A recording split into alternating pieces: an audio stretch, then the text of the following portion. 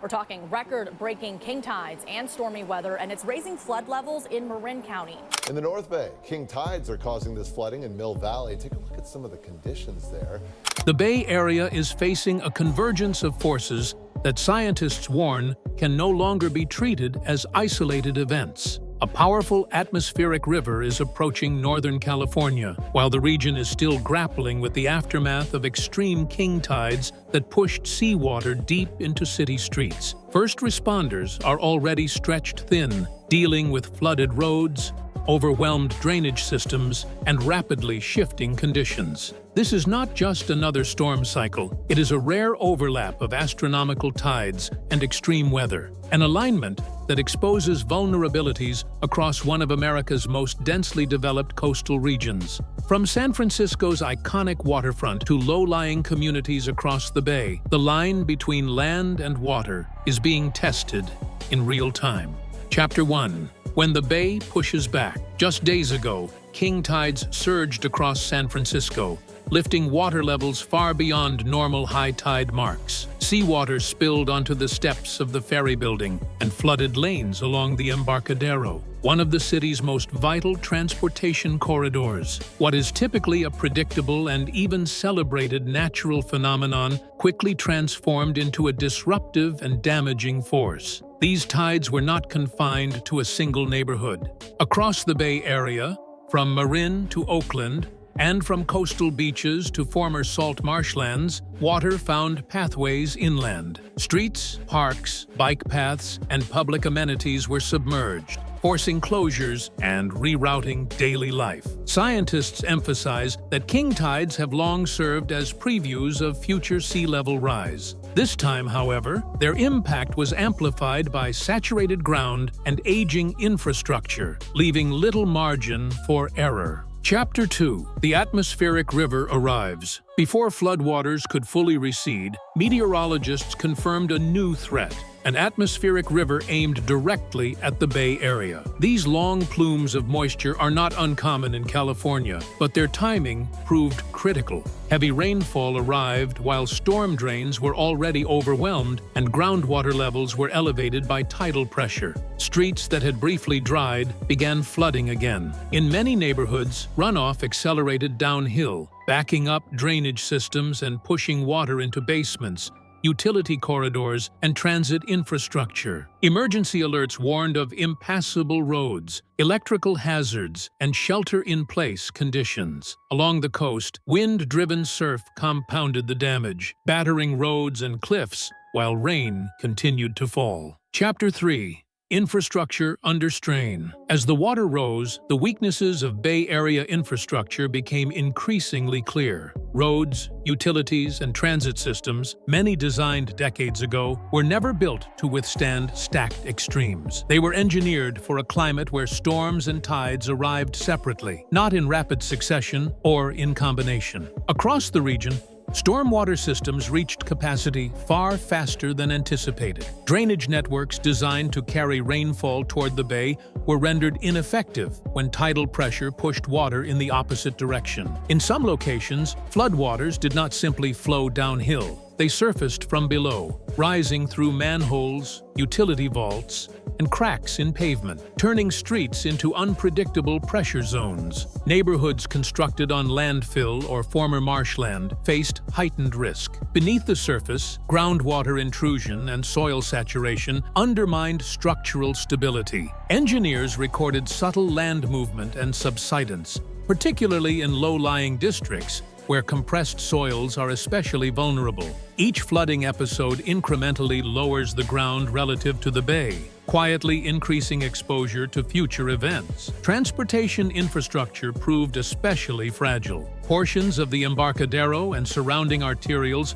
experienced repeated closures as water pooled faster than crews could clear it. Rail lines and transit stations in flood-prone corridors required constant monitoring as electrical systems and track beds were exposed to moisture they were never designed to endure. Electrical substations, fiber optic networks, and stormwater pump stations faced heightened risk from saltwater intrusion. Even brief exposure can accelerate corrosion, shortening equipment lifespan and raising the likelihood of cascading failures during future events. Engineers warned that these impacts are often invisible at first, emerging months or years later as unexpected outages or system breakdowns. Perhaps most concerning was the realization that elevation alone no longer guarantees safety. Areas once mapped outside flood zones experienced repeated inundation, forcing planners to reconsider assumptions that have guided infrastructure investment for generations.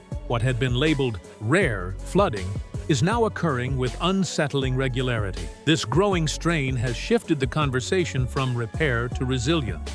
Temporary measures, sandbags, portable pumps, emergency barriers, can slow damage, but they cannot address systemic vulnerability. Without major upgrades, relocation, or redesign, critical infrastructure across the Bay Area will continue to face escalating risk as compound events become more common. In this new reality, infrastructure is no longer just a passive victim of extreme weather. It has become an active stress point, one that can amplify disruption when it fails, or help limit damage when it is adapted to meet the challenges ahead. Chapter 4. A compound crisis. Scientists refer to this convergence as a compound event, multiple hazards overlapping to magnify overall impact. King tides alone place pressure on seawalls and shorelines. Heavy rain alone overwhelms drainage systems. When they arrive together, they create a scenario where neither natural systems nor engineered defenses are able to recover in time. The system never resets. Water that should drain outward is forced back inland by elevated tides. Rain that would normally disperse becomes trapped, pooling in streets, basements, and underground corridors.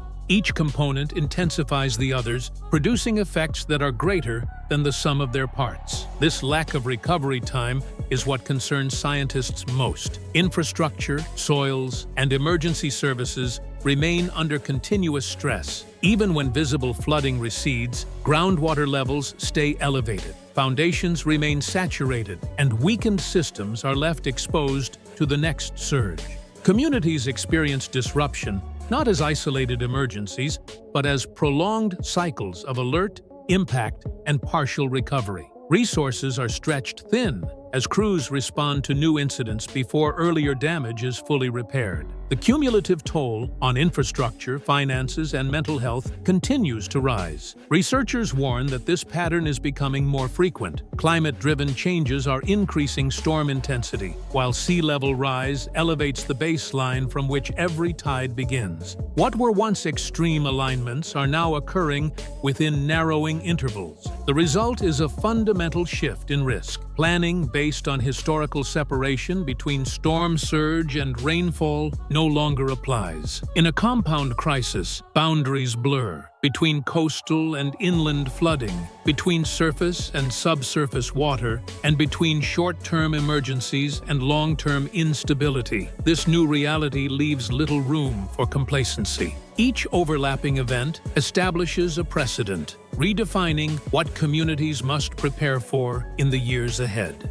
Chapter 5. Human impact and uneven burdens. Behind the flooded streets are real human consequences. Residents deployed sandbags, cleared storm drains, and adjusted routines as roads turned into channels. Transit delays rippled across the workforce. Schools and businesses made last-minute changes to remain operational. The burden was not evenly distributed. Hillside neighborhoods faced landslide risks from saturated soils, while low-income and low-lying communities endured prolonged isolation and repeated flooding. Some residents experienced displacement for the second or third time in recent years. Mental strain mounted as uncertainty replaced predictability. Events once labeled rare now feel routine, eroding confidence in long-term stability. Chapter 6. Adaptation or retreat. As waters finally receded, the focus shifted from emergency response to long-term reckoning.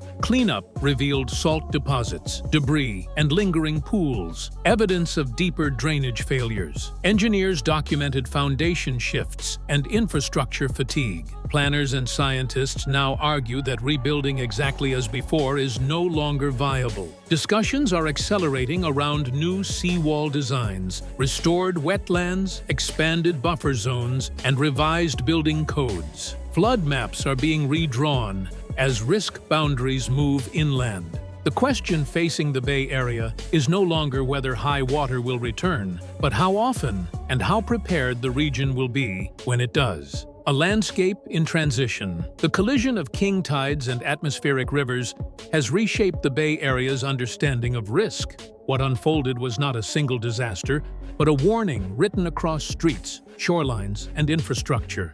Scientists emphasize that adaptation is now a collective responsibility. The era of once-in-a-generation flooding is giving way to overlapping extremes that demand regional coordination, long-term planning, and difficult choices. As the Bay Area moves forward, every tide, every storm, and every decision will help define how this region endures in a changing climate. The water has made its intentions clear. The response now will shape the future. If this helped you understand what's really happening, a like and a subscription helps this work reach more people.